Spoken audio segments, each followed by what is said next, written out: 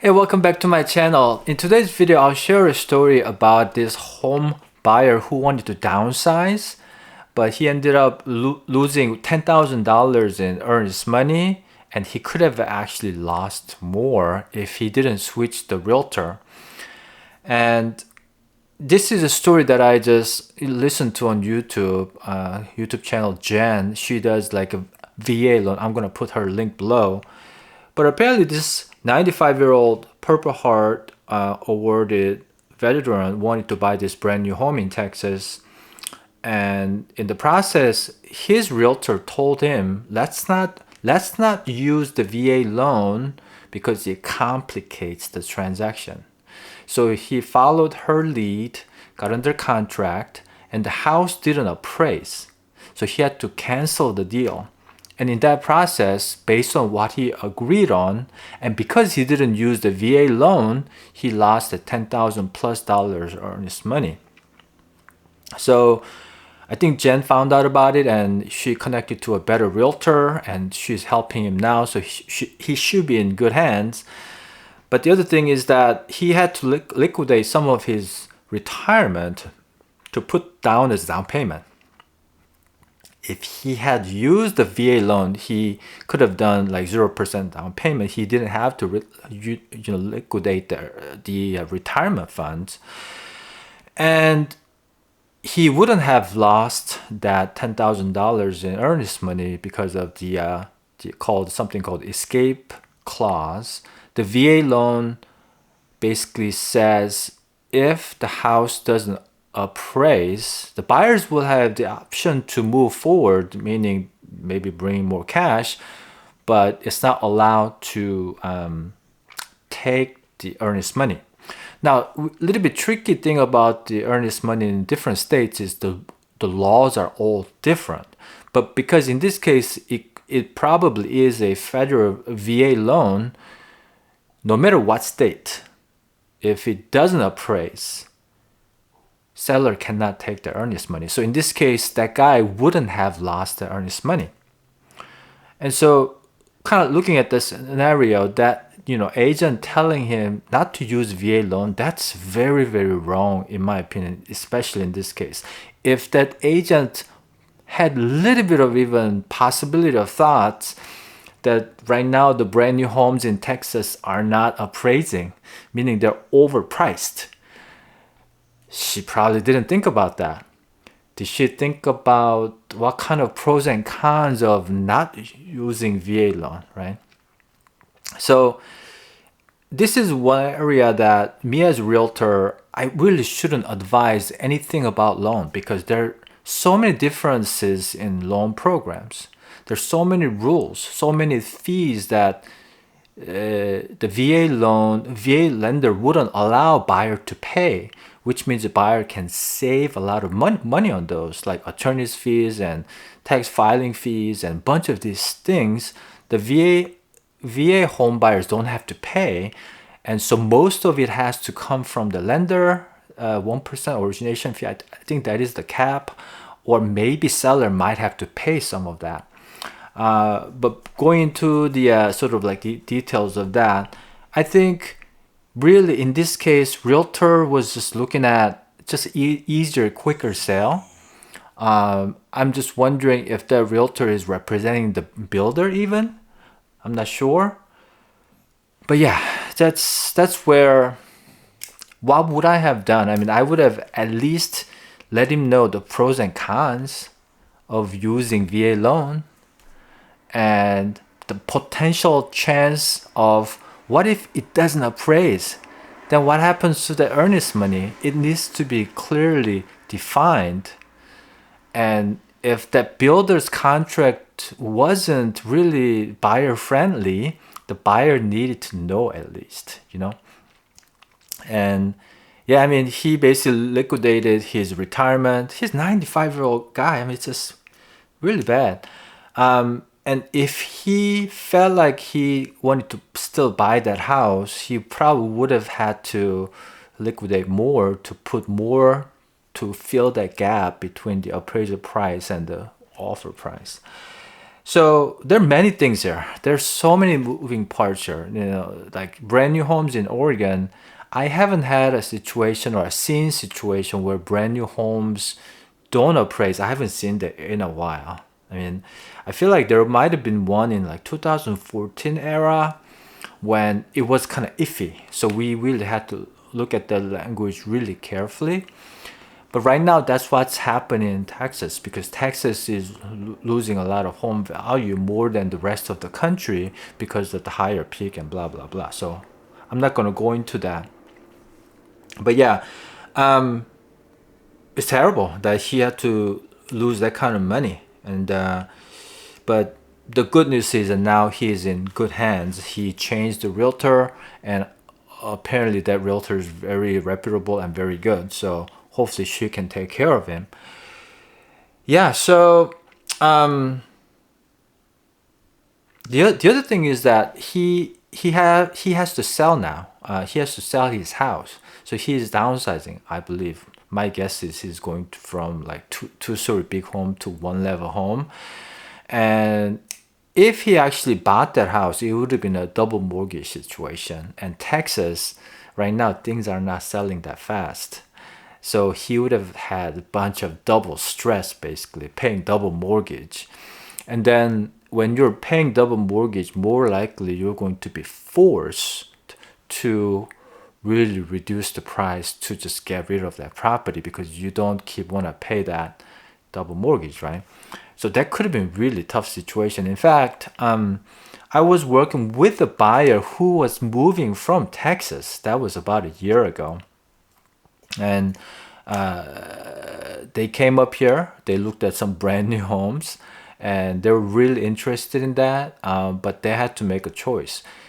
Should they make an offer with well, first they wanted to make an offer with a contingency of selling their Texas home, but the builders wouldn't accept that. I mean, rightly so. Builders wouldn't accept contingent offer typically unless it's under contract. You're already under contract. You're ready to go, maybe, but if not, they wouldn't accept it, and that was the case. And at that point, he had an option. Just go ahead and buy without the contingency and hope that Texas home will sell. That would have been a trouble because that home hasn't sold yet. It's getting close to 10 months ish, I think. So he would have been in, double mortgage, double stress, double pulling hairs situation right now. So right now he's renting here as far as I know. And his Texas home still hasn't sold. So, yeah, it's very could have been very tricky situation. But at least he just has one mortgage. It's really headachy, having a home like a couple thousand miles away that you can live in it, but you have to sell it, but it doesn't sell at the price. So what do you do? I mean, it's kind of really tricky situation. And well, in a way, because he's paying the rent, so he's almost like paying double mortgage situation in a sense, right? So it's really hard to see, but at least hopefully the rent isn't as big as the brand new home, the monthly cost if he had bought that property, right? Having two properties. So in this case, if the Texas home, in my mind, is a small enough home that can maybe rent out, that would be a different story. That would be actually could turn into a good story. But if I remember, that house was kind of big. When you have a big house, renting a big house can be more disastrous than actually selling. There are many other reasons, like I'm not gonna go into that. But so yeah, I actually experienced that from Texas home buyer moving here for job for Intel. I think, is it Intel? Yeah. Anyways, and he's right now renting. So yeah, it's and she was Jen. The YouTuber Jen was talking about the banned list. Now she said that agent is under the banned list. I kind of want to see that list, actually. I might call her and see if she will share that with me. But to me, realtor ban list isn't as useful because, well, let me put it this way. Even I have a banned realtor list here in Oregon, at least. If they write an offer from representing some other buyer, I have to work with them, right? Because I'm representing seller, and at that point, I want to make a deal. So, but I'll be warned. I have a handful of agents in town that I'm gonna just stay as sharp as I can so that they don't do some weird shit, But other than that, the only banned list that I have is a banned contractor list. There's some notoriously bad contractors in town. For example, one, I'm not gonna say the name, I don't want to get sued. Apparently they sue the consumers if they put a negative review on Google reviews. That's a big problem. Yeah, that's a big problem. I actually know a friend who sued them, and then they settled with her. And in that process, I guess she wouldn't be able to put that negative feedback because of the settlement. But I know it was chaotic, So I do have a banned contractor list, but I don't have a banned realtor list. So as I mentioned, realtors are not, we're not experts in loans. Same thing with the loan officers are not experts in realtors. Same thing with Texas realtor doesn't know a lot about Oregon law. Me as an Oregon realtor, I don't know much about, the Texas law. And so there's so many things, guys. It's like crazy. So you really have to know or work with really, experienced and locally knowledge realtors or loan officers in a sense. I guess loan could be people like Jen, as long as they don't forget about the Washington County transfer fee. If they can give you a good rate, good fee, I think it can work.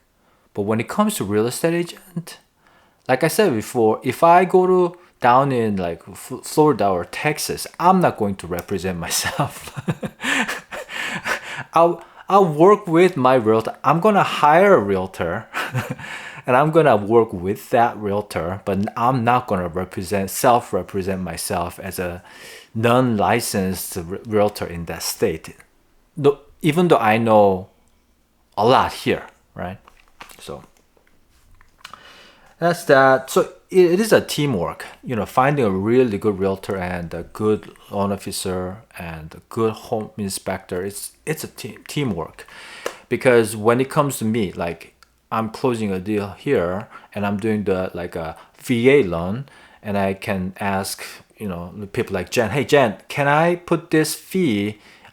Is it going to be covered by the seller? Is it going to be covered by you? Those questions or the situations like this, let's say the brand new home, right? Brand new home contractor, the brand new home contract that is written by the builder says, well, if it doesn't appraise, the buyer is going to still lose the earnest money. If there's a language like that, then it's basically against the VA loan, right? In that case, I would recommend to the buyer, let's use a VA loan, because that's going to be like hard stop, reversible thing, even with this language, because it's a federal law. I mean, that would be a bonus to the buyer, right? But brand new home builders contract is all over the place. They don't use the standard contract that is written by the state of Oregon. So yeah, I mean, there's so many things. This is why, a lot of realtors, some days we wake up in the middle of the night thinking about it. I do too. Especially if it's off boilerplate contract or very unique situation. You always have to look at what are the other options.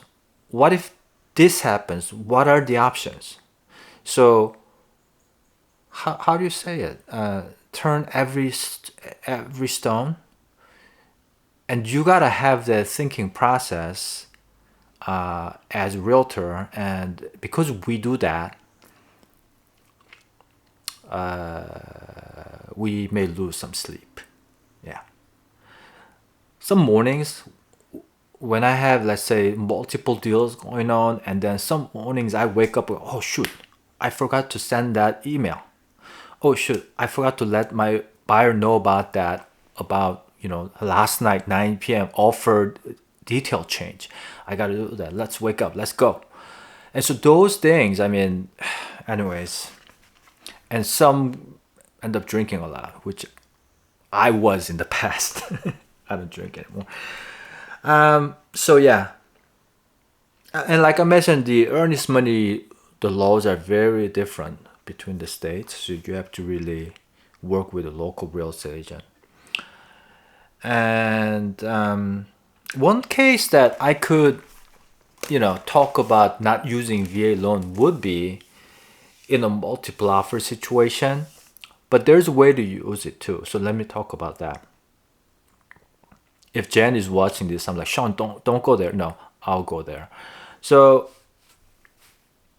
you can't really change some of the other agents' expectation about these VA loans, such as, let's say I'm representing the buyer and there are 10 offers on the table, and my buyer is a VA buyer, and there's so many more benefits for him to use a VA loan.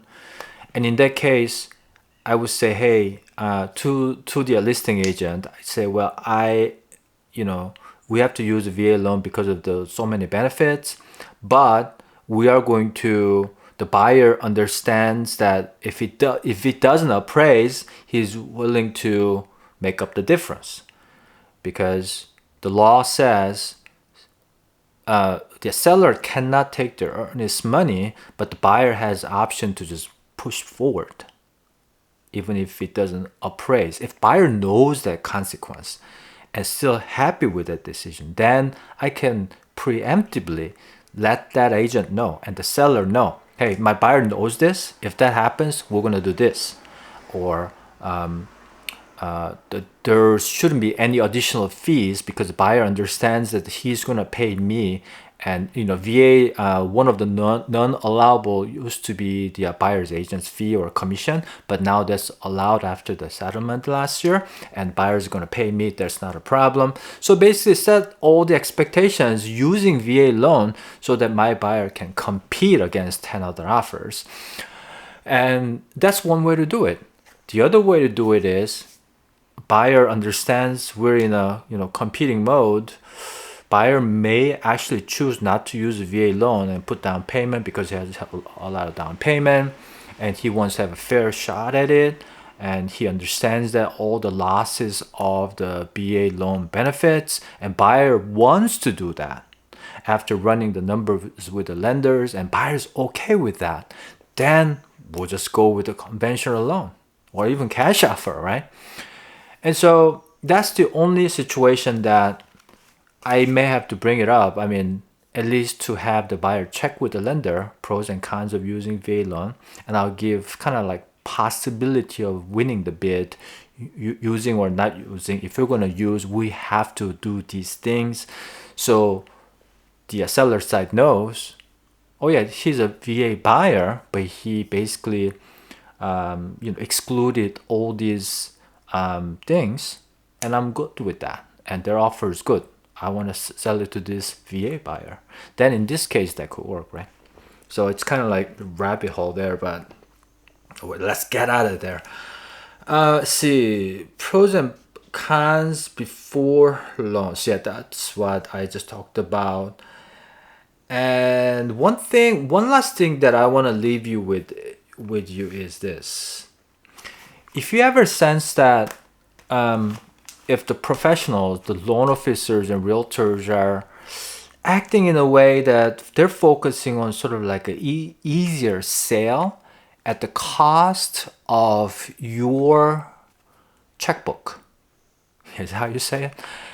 So let's say if the realtor says that realtor is the one, VA loan complicates the transaction. That's the sign that you need to walk away from that realtor. Cancel the contract and go find somebody else. If the loan officers say, yeah, you can save money on this, but you're not gonna get any, like, you know, whatever, let's not use VA loan. If I understand correctly, the lenders make possibly less money if they do a VA loan. Certain loan programs actually could make them more money on the fees or whatever they charge.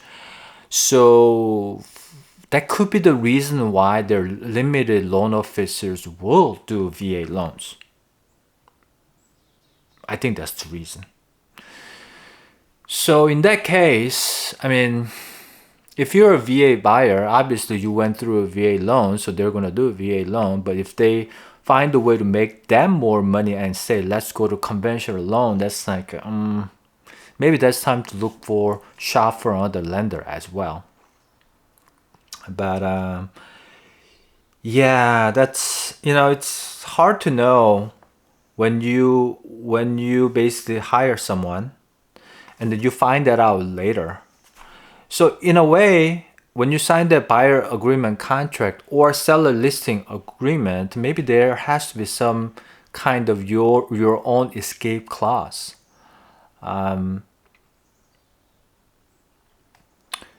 In such event, that the buyer has right to cancel this contract and go work with someone else, and that has to be looked at.